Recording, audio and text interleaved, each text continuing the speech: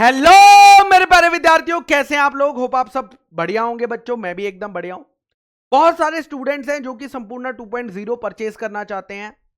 बहुत सारे ऐसे स्टूडेंट हैं जो कि सीए फाउंडेशन करना चाहते हैं, बट उनका जो बैकग्राउंड है, जो 11th-12th उन्होंने करी है, वो कॉमर्स स्ट्रीम से ना करके उन्होंने साइंस स्ट्रीम से करी है। और उनका ये सवाल हमेशा आता है कि सर क्या हम लोग भी सीए कर सकते हैं, और कर सकते हैं तो क्या हम भी उसी लेवल पर आ जाएंगे जैसे कि बाकी कॉमर्स के स्टूडेंट्स हैं। तो बच्चों आज मैं आपको जवाब देने आया हूं इस वीडियो में।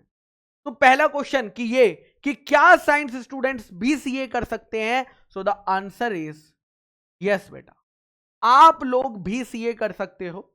और जब मैं अपना सीए कोर्स कर रहा था, मेरे कई सारे ऐसे फ्रेंड्स थे जो कि साइंस बैकग्राउंड से आए थे। मैं कॉमर्स बैकग्राउंड से था, बट मेरे कई सारे फ्रेंड्स ऐसे थे जो कि साइंस बैकग्राउंड से आए थे। और साइंस बैकग्राउंड से आने के बाद भी मैं सच बता रहा हूं, उन्होंने सीए के तीनों लेवल को बेटा फर्स्ट अटेम्प्ट यानी फर्स्ट गो में क्लियर कर लिया। फिर चाहे वो सीए फाउंडेशन हो, सीए इंटर हो या सीए फाइनल हो। ठीक है, तो ऐसा मत समझना कि अगर आप साइंस बैकग्राउंड के हो तो आप सीए नहीं कर सकते हो। बिल्कुल कर सकते हो, लेकिन कुछ चीजों का मेरे बच्चा आपने ध्यान रखना है। क्या ध्यान रखना है? क्योंकि आपने कभी भी पहले अकाउंट्स और इको नहीं करी है ना।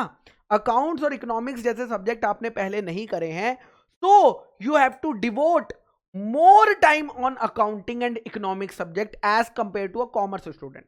कॉमर्स स्टूडेंट जो है ना भाई, जिसने कॉमर्स स्ट्रीम ली हुई है, वो लॉ पे ज्यादा टाइम डिपेंड करता है, वो मैथ्स में ज्यादा करता है कि यार ये कैसे होगा, ये क्या हो रहा है। करेक्ट। लेकिन आप लोगों के लिए अकाउंट्स और स्पेशली अकाउंट्स में ज्यादा टाइम, इको क्योंकि आपके लिए debit, credit, asset, capital, asset सब कुछ नया होता है, तो इसीलिए आपको अकाउंट्स और इको पे ज्यादा टाइम डिवोट करना पड़ता है। उसके बाद आपके ना इन सब्जेक्ट्स में सीए फाउंडेशन लेवल पे बोल रहा हूं मैं, बेसिक्स मस्ट बी क्लियर।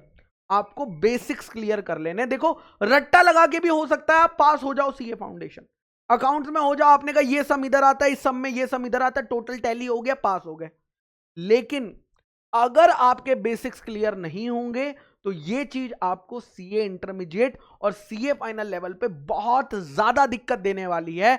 इसीलिए पहले अपने बेसिक्स को क्लियर करो, बेसिक्स को। और एक बार बेसिक्स जब क्लियर हो गए, then go to the advance level. तब आप एडवांस लेवल पर जाएंगे, फिर कोई दिक्कत नहीं आएगी। बिकॉज एक बार बेसिक पता चल गया ना, फिर एडवांस एडवांस सब बेसिक ही लगने लगता है, क्योंकि हमारे कॉन्सेप्ट एकदम क्रिस्टल क्लियर है। ठीक है, ओके। एंड एक इंपॉर्टेंट पॉइंट जो मैं आप लोगों को बोलना चाहता हूं, डाउट्स के ऊपर। आप लोग अकाउंट्स पहली बार पढ़ रहे हैं, करेक्ट। तो आप देखेंगे कि मेजॉरिटी ऑफ द स्टूडेंट्स जो आपके इर्द गिर्द क्लासेस वाले हैं वो कॉमर्स के हैं। तो वो क्वेश्चन नहीं पूछ रहे ज्यादा। क्यों? क्योंकि उन्होंने वो क्वेश्चन पूछ के 11th-12th में अपनी बात क्लियर कर ली, तो उन्हें तो वो बात पता है। लेकिन आपने तो वो बात क्लियर नहीं करी, है ना। तो यहां पर जितने डाउट्स आए, चाहे वो सिली डाउट्स ही क्यों ना लग रहे हो आपको, जितने डाउट्स आए आप पूछो। बिकॉज जितने ज्यादा डाउट्स पूछोगे उतना ज्यादा आपका अंडरस्टैंडिंग बढ़ने लगेगा।